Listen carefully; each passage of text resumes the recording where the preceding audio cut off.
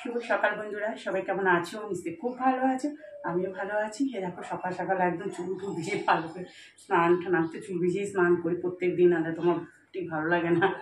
আর এই যে সকাল সকাল কাঁচা বারান্দায় সব মেলে দিয়েছি। প্রচণ্ড সকালে তো রোদ আসে, জানি না এখন কী হবে। মেয়ের পরীক্ষা আছে, আমাকে খুব তাড়াতাড়ি করতে হচ্ছে। চলো তাড়াতাড়ি পুজোটা আগে সেরে আসি, বৃহস্পতিবারের পুজো।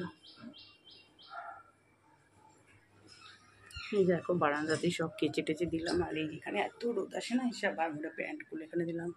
আর ওখানে সামনে নাইটি দুটো আছে। আমার বৃহস্পতিবারের পুজো দেওয়া হয়ে গেল। আজকেও বেশ জবা ফুটেছে। আবার বাজার থেকে যে ফুলের কুড়ি দিয়ে দিয়েছিল ফুলের সঙ্গে কালকে রাতে, সেখানে 5টা ছিল, ফুটেছে সব। তারপরে স্যান্ডেল কালার জবা দুটো ফুটেছে ছাদে। দেখো আজকেও খই মুরগি নাড়ু সব দিয়ে বেশ কিশমিশ সব দিয়ে পুজো দিলাম। আমার ঠাকুরের সব আলাদা কন্টেনার রয়েছে তো রাখা করা, এই জন্য নিজে একটু করলে সুবিধা হয়। রেখে দিই, যতদিন থাকে ঠাকুরকে একটু দিতে বেশ ভালো লাগে।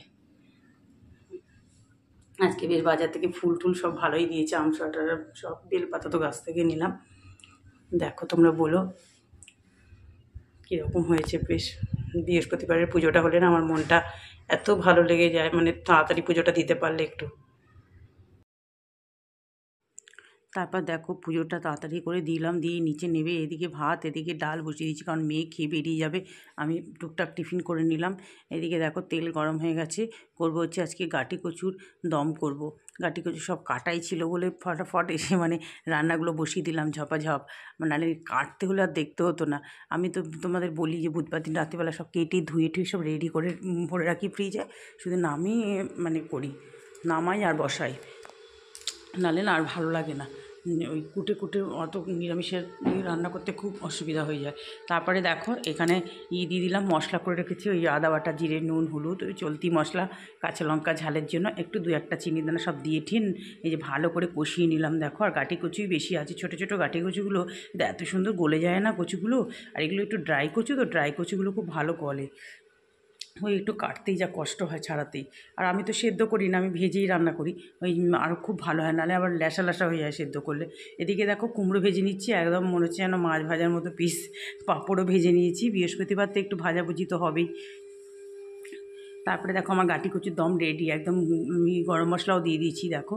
আর খুব ভালো হয়েছিল এটা খেতে, বেশ খুব সুন্দর সেদ্ধ হয়ে গেছে। দেখো সব কচু একদম খুন্তির মানে ঢুকে যাচ্ছে কচুর ভেতরে।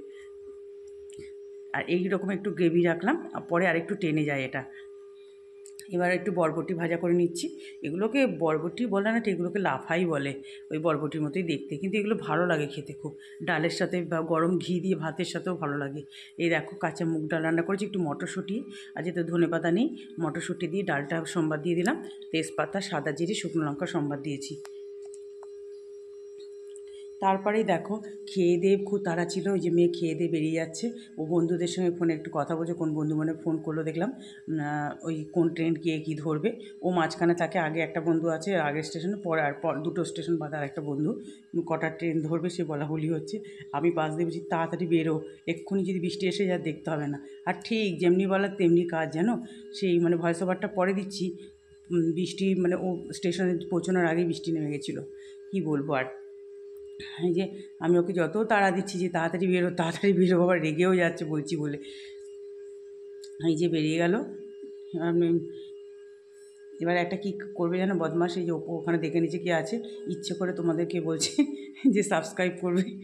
আমি ওটাকে সাউন্ডটাকে খুবই ভয়েস ওভার দিয়ে দিলাম।